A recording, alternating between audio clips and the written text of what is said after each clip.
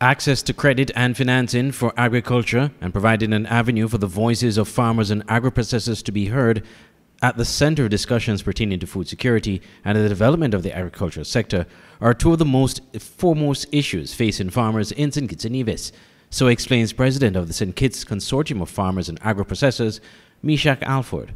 The farmers indicated principally, number one thing that they wanted to see is to see the farmer's voice be out there in a solid way. And when you ask them to define and describe what you mean by a farmer's voice, how does it show up, or how do you manifest that? They ask for the development, at least the establishment of some body, some mechanism that has to do with decision making in the sector, that farmers and agriculturalists and the agro-processors can be seated right there.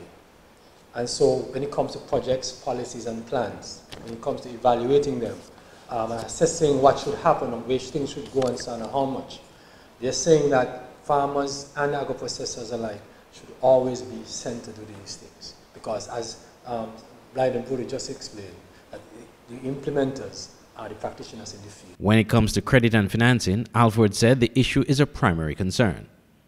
If you search any literature or you have even a mere discussion among farmers, they will show you that there are many constraints to accessing finance, not only here locally, but internationally speaking. Or we can look at our own situation and know that once you approach the bank, that more than likely we're not going to get through, and for several reasons.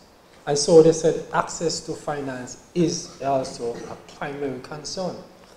We need to resolve this, and they would have articulated with time a solution to that as well. And one of the things that they were proposing was looking at the history of the government of the country in terms of stimulus packages given to the sector over the years, 13, 14 million and so on.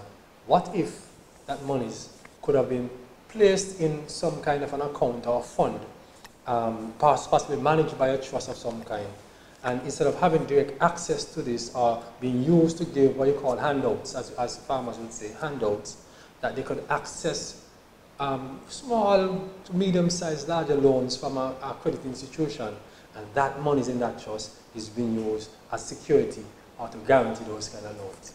And so on, and say that, and make sure that these mechanisms, these instruments are revolving ones. So at the beginning of every growing season, at the beginning of every production cycle, these farmers can go and get all of the supplies they may need or whatever they need to carry out their trade ahead of time.